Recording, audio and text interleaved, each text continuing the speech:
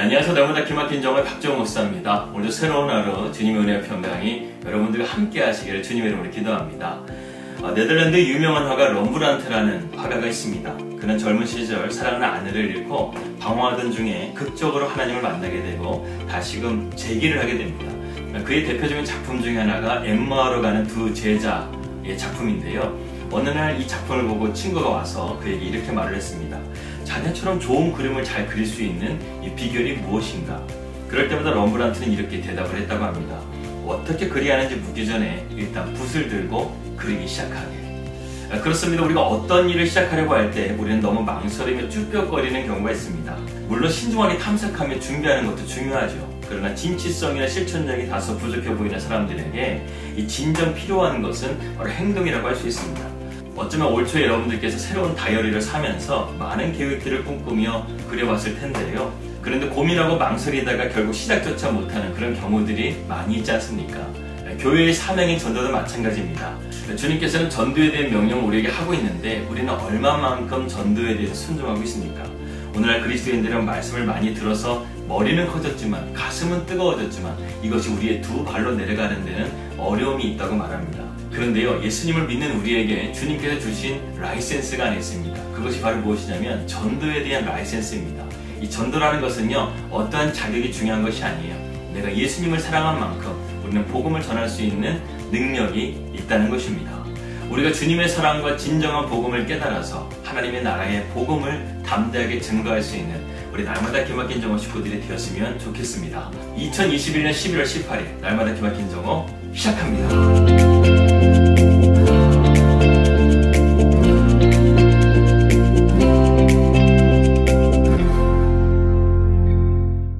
예전에 제가 대학교에서 사역을 하고 있을 때 한 청년이 저에게 와서요. 믿지 않는 가정에서 신앙생활 하는 것이 참 힘들고 어렵다고 이제는 지쳐서 교회를 좀 떠나야 될 것 같다고 이렇게 말하면서 상담했던 적이 있었습니다. 그때 그 형제를 눈물로 권면하고 기도했던 기억이 생생한데요. 지금 그 형제는 믿음생활 잘하면서 잘 살아가고 있습니다. 그때 하나님께서는 저를 통해서 그 형제의 영혼을 어루만져주고 같이 울어주고 아파하면서 함께 기도해 주기를 원했던 것 같습니다. 여러분, 그리스도인들이 세상에서 믿음을 지키며 살아간다는 것 참 쉽지가 않습니다. 더군다나 코로나로 인해서 기독교는 때 아닌 탄압 아닌 탄압을 받고 있습니다. 학교에서조차 자녀들이 교회 다니는 것을 부끄럽게 여길 정도로 교회는 지금 세상 속에서 문제야 취급을 받고 있습니다. 이런 가운데서 복음을 전하는 것이 과연 쉬운 것인가? 그렇지 않다는 것이죠. 저는 이곳 뉴질랜드에서 지금 살아가고 있는데요. 지금 뉴질랜드도 코로나로 인해서 지금 레벨 3로 자가 격리 가운데 지금 4개월째 일상적인 삶을 살아가지 못하는 가운데 있습니다. 다시 말해서 사람을 만날 수가 없다는 것이죠. 사람을 만나야 복음을 증거해야 되는데 그럴 수 없으니까요. 제가 유일하게 지금 복음을 증거하는 것은 이렇게 여러분들과 날마다 만나면서 하나님의 말씀을 전하면서 이것이 누군가에게 하나님의 복음의 메시지가 되는 이 방법밖에 없다는 것입니다. 그만큼 우리가 지금 세상에서 복음을 믿고 전도하며 살아간다는 것 참 쉽지가 않다는 것이죠. 그런데 2000년 당시에 초대교회도 그러했다는 것입니다. 그때 당시 기독교는 로마의 박해와 유대교의 박해로 일상적인 생활을 거의 포기해야만 예수님을 믿을 정도로 어려운 상황 가운데 있었습니다. 그러면 그들이 신앙을 떠나고 세상 속으로 돌아가야 되는데 그들은 그러지 않았다는 것이죠. 오히려 더욱 주님을 붙들며 믿음을 지키기 위해서 목숨까지 바쳐가면서 몸부림쳤고 환난과 핍박 속에서도 기독교는 매일 영혼의 열매가 풍성하게 맺혀지는 그 놀라운 역사를 그들은 경험했다는 것입니다. 도대체 어떻게 이것이 가능한 것인가? 우리는 데살로니가 교회를 통해서 그러한 하나님의 놀라운 역사를 함께 보기를 원합니다. 13절의 말씀 보겠습니다. 이러므로 우리가 하나님께 끊임없이 감사함은 너희가 우리에게 들은 바 하나님의 말씀을 받을 때에 사람의 말로 받지 아니하고 하나님의 말씀으로 받음이니 진실로 그러하도다. 이 말씀이 또한 너희 믿는 자 가운데서 역사하느니라. 먼저 바울은 하나님께 감사하고 있습니다. 그 이유는 데살로니가 교회 성도들이 하나님의 말씀을 의심 없이 참되게 받았고 그들 가운데서 복음의 역사가 나타났기 때문입니다.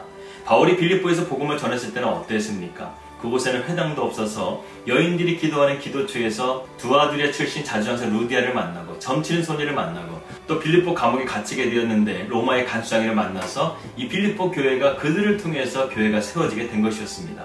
참 어렵게 교회가 시작되었다는 것이죠. 그런데 데살로니가에 와서 그들의 상황은 전혀 달랐습니다. 바울이 복음을 전하기만 하면 복음의 열매가 맺혀지기 시작했고 성령의 역사가 나타나서요, 불과 3주 만에 교회가 개척이 된 것이었습니다. 복음의 속도가 상당히 빨랐다는 것이죠. 성경은 그들이 말로만 복음을 전한 것이 아니라 능력과 성령과 큰 확신으로 복음을 전했다는 것을 말씀해주고 있습니다. 이처럼 복음의 현장에는 하나님의 놀라운 역사가 일어난다는 것을 우리는 알 수 있습니다. 그런데 그들을 시기하고 질투했던 유대교가 그들을 박해하기 시작했다는 것이죠. 그래서 결국 바울은 데살로니가 지역에서 쫓겨나서 베레아 지역에 가게 된 것이었습니다. 이러한 상황 가운데서 데살로니가 교회 성도들은 중요한 선택을 해야만 했습니다. 박해를 받으면서 신앙을 계속해서 고할 것인가, 아니면 적당히 타협하면서 뒤로 백할 것인가, 세상으로 나아갈 것인가, 이런 선택의 기로에 있었다는 것이죠. 그러나 데살로니가 교회 성도들은 신앙을 택하였습니다. 그렇기 때문에 바울은 너무나 감사했고 기뻐했던 것이죠. 어떤 학자는 말하기를 신앙은 해석이라고 말합니다.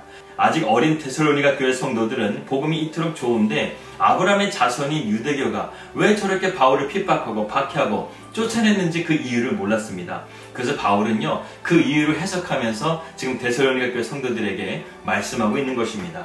15절과 16절입니다. 유대인들은 주 예수와 선지자들을 죽이고 우리를 쫓아내고 하나님을 기쁘시게 하지 아니하고 모든 사람에게 대적이 되어 우리가 이방인에게 말하여 구원받게 함을 그들이 금하여 자기 죄를 항상 채우며 노하심이 끝까지 그들에게 임하였느니라. 지금 바울이 유대인들은 지금 죄를 짓고 있다, 그러한 죄들이 어떠한 죄인지에 대해서 지금 15절과 16절에서 말씀하고 있다는 것입니다. 첫 번째 유대인들의 죄는요, 그들이 예수님과 선지자들을 죽였다는 거예요. 여러분, 하나님의 복음이 제일 먼저 누구에게 임했습니까? 이스라엘 백성들에게 임했다는 거예요. 그런데 그들은 복음을 거절했다는 것입니다. 복음서에서 동일하게 전하는 메시지가 무엇입니까? 유대인 지도자들이 예수님을 죽이려고 끊임없이 애썼다는 것입니다. 그러나 설령 예수를 죽인다고 할지라도, 그들을 따르는 자들을 죽인다 할지라도 그들은 복음 자체를 없앨 수가 없었다는 것이죠. 두 번째로 그들은 기독교인들을 박해했다는 것입니다. 그들은 자신이 그리스도의 복음을 거부하는 것으로는 끝나지 않았어요. 그들은 다른 사람이 복음을 믿는 것 자체도 억압하고 박해하며 심지어는 죽이기까지 했다는 것입니다. 이스테반의 죽음의 현장에 있었던 바울이 이 점을 누구보다 잘 알고 있었던 증인이었습니다. 세 번째로 그들은 하나님을 기쁘게 하는 것을 모르는 자들이었습니다. 교회의 충돌은 흔히 어떻게 일어납니까? 하나님의 뜻이 아닌 내 뜻대로 되어질 때 문제가 일어나게 되는 것이죠. 대부분의 사람들은 하나님의 뜻을 알기보다 내 생각을 알아주기를 원하고 내 뜻대로 움직여주기를 원한다는 것입니다. 그러나 우리 그리스도인들에게는요, 하나님의 말씀, 하나님의 뜻이 더 중요한지를 믿으시길 바라겠습니다. 이렇게 살아내는 것이 바로 믿음의 삶이라는 것입니다.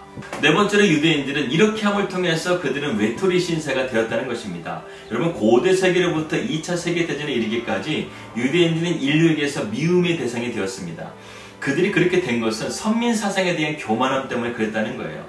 그들은 자신만이 하나님께 택함 받은 자녀라고 생각하면서 이방인들을 짐승보다 못한 취급을 하고 무시하고 멸시했다는 것이죠. 예수님 당시에는 같은 동족인 사마리아인들도 유대인들은 짐승 취급하고 개 취급을 했던 그런 모습들을 우리는 볼 수 있습니다.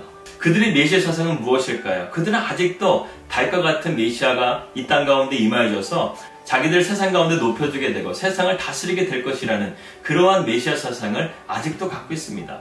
그래서 그들은 자기들만 알고 자기 민족들끼리 똘똘 뭉치는 어리석은 죄를 짓고 있는 것이죠. 흔히 말하게 되면 오늘날 보게 되면 왕따가 바로 이스라엘 백성이었다는 것입니다. 이러한 사람들의 특징은요, 항상 타인과 충돌하게 돼 있어요.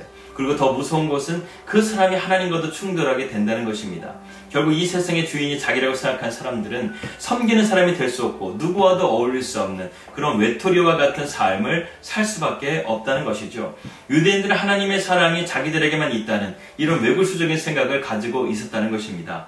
교회는 유대교적인 성격을 가져서는 안 돼요.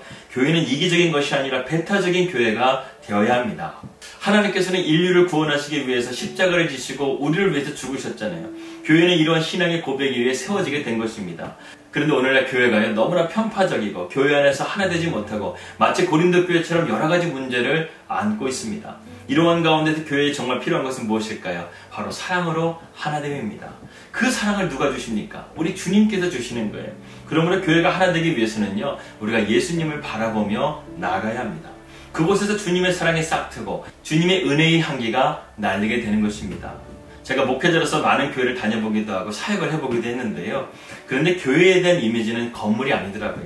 성도들의 모습을 통해서 그 교회가 건강한 교회인지 아닌지를 판가름 된다라는 것입니다. 이 성도들이 서로 섬기며 기쁘게 그 일을 감당하고 그러한 모습들을 봄을 통해서 교회의 소망이 보이기 시작한다는 것이죠. 그러나 교회를 갔는데도 차갑고 냉기가 흐르는 교회를 보게 되면 그 교회가 소망이 없어 보인다, 이런 생각이 들게 된다는 것입니다. 여러분, 교회는요 뜨거움이 있어야 돼요. 교회는요 사랑과 열정이 있어야 돼요. 그래야 교회가 온전한 주님의 나라의 일을 감당할 수가 있다는 것입니다. 두 번째로 바울은 오늘 본문 말씀 17절과 20절의 말씀을 통해서 이 데살로니가 교회의 성도들을 칭찬하고 격려하면서 너희들이 나의 면류관이요 나의 영광이다, 이렇게 말씀하고 있습니다. 바울은 오늘 말씀을 통해서 두 가지의 흥미로운 점을 우리에게 말씀하고 있는데요. 첫 번째는 무엇이냐면 바울이 데살로니가 교회에 가고자 했을 때 사탄이 그들의 가는 길을 막았다는 것입니다. 여러분, 혹시 예전에 반지의 제왕이라는 영화를 보셨나요? 그 영화의 주된 내용은 절대 반지를 없애기 위해서 여행을 떠나는 내용을 가지고 있습니다. 그런데 그들이 가는 길에 온갖 장애물들이 닥치는 거예요. 심지어 한때는 같은 편이었던 자들이 악에게 마음이 빼앗겨서 적이 되는 일들도 일어나게 됩니다. 마지막에는 반지를 운반하는 순수한 마음을 가졌던 프로도도 반지의 유혹에 빠지게 돼서 어려움을 겪게 되는 것을 우리는 보게 되죠. 이처럼 반지의 제왕의 영화를 보게 되면 우리가 가는 그 믿음의 길을 사탄이 얼마나 막고 있는지를 우리는 알 수 있습니다. 마치 천리역정을 보는 것과 같더라고요. 여러분들도 시간이 되시면 이 반지의 제왕이라는 영화를 꼭 한번 보시길 바라겠습니다. 여러분, 사탄이 가장 잘하는 일이 무엇일까요? 우리가 믿음의 길을 가는 길에 온갖 장애물과 유혹을 하는 일입니다. 예수님이 공생애를 시작할 때도 사탄이 감히 하나님의 아들이신 예수님 앞에 나타나 세 가지의 유혹을 한 것을 보게 되죠. 마귀의 유혹은 정말로 엄청난 유혹이었습니다. 그런데요, 마귀는 거짓말장이에요. 그리고 그는 절대로 하나님을 이길 수가 없습니다. 하나님은 또한 우리에게 이러한 마귀를 이길 수 있는 영적인 무기를 주셨는데 그 무기가 무엇입니까? 바로 믿음이라는 무기예요. 야고보서 4장 7절 말씀에서 야고보 기자는 이렇게 말씀합니다. 그러자 너희는 하나님께 복종할지어다 마귀를 대적하라, 그리하면 너희를 피하리라. 여러분, 세상은 지금 마귀가 지배하는 것처럼 보입니다. 죄가 있는 세상은 마귀가 자기 마음대로 할 수 있다는 것이죠. 하지만 사탄의 유일한 대적은 바로 우리 그리스도인입니다. 우리만이 사탄을 이길 수 있는 무기가 있다는 것이죠. 그 무기가 무엇입니까? 바로 예수 이름의 권세라는 거예요. 이 이름으로 말미암아 모든 질병이 떠나가게 되고 귀신이 떠나가게 되고 우리의 삶을 억압하고 있는 모든 죄의 사슬에서 우리가 자유케 된다는 것입니다. 예수 이름의 능력으로 사탄이 도망치는 것을 우리는 볼 수 있어야 됩니다. 바울도 마찬가지였습니다. 바울이 데살로니가 지역에서 사역하고 있을 때 그가 말로만 복음을 전하는 것이 아니라 이러한 능력과 성령과 큰 확신으로 하나님의 복음을 증거하면서 귀신이 떠나가게 되고 병든 자가 나음을 입게 되고 수많은 하나님의 놀라운 역사들을 그들이 눈으로 똑똑히 보았다는 것이죠. 우상이 팽배했던 마케도니아의 수도였던 이 데살로니가 지역에서 참된 주님을 알고 믿고 섬긴다는 것은요, 정말 기적과 같은 일이었어요. 그리고 그들이 고난과 박해 속에서 불과 3주밖에 되지 않은 이 믿음으로 잘 견디고 지금 이기고 있다는 소식을 들었던 바울에게는요, 정말로 기쁨과 감사가 될 수밖에 없었다는 것입니다. 그래서 바울은 데살로니가 교회 성도들에게 사랑과 애정을 전하면서 너희들이 나의 영광이여 면류관이라고 지금 격려하고 있는 것입니다. 여기서 바울이 말하고 있는 면류관이라는 단어, 스테파노스라는 단어는요, 어떤 경기에서 승리할 때 주는 면류관을 의미합니다. 바울이 생애에서 가장 값진 선물이 바로 데살로니가 교회 성도들이라는 것입니다. 여러분, 그런 가운데서 오늘 본문 말씀인 19절과 20절의 말씀을 함께 보겠습니다. 우리의 소망이나 기쁨이나 자랑의 면류관이 무엇이냐? 그가 강림하실 때 우리 주 예수 앞에 너희가 아니냐? 너희는 우리의 영광이요 기쁨이니라. 사랑하는 여러분, 우리가 할 수 있는 행위나 가진 것으로는요, 하나님 앞에 보증이 될 수 없습니다. 그러나 마지막 때에 사람이 받는 면류관은요, 다른 것이 아니에요. 우리가 우리의 삶을 통해서 다른 사람들의 그리스도께를 인도한 그 열매뿐이라는 것입니다.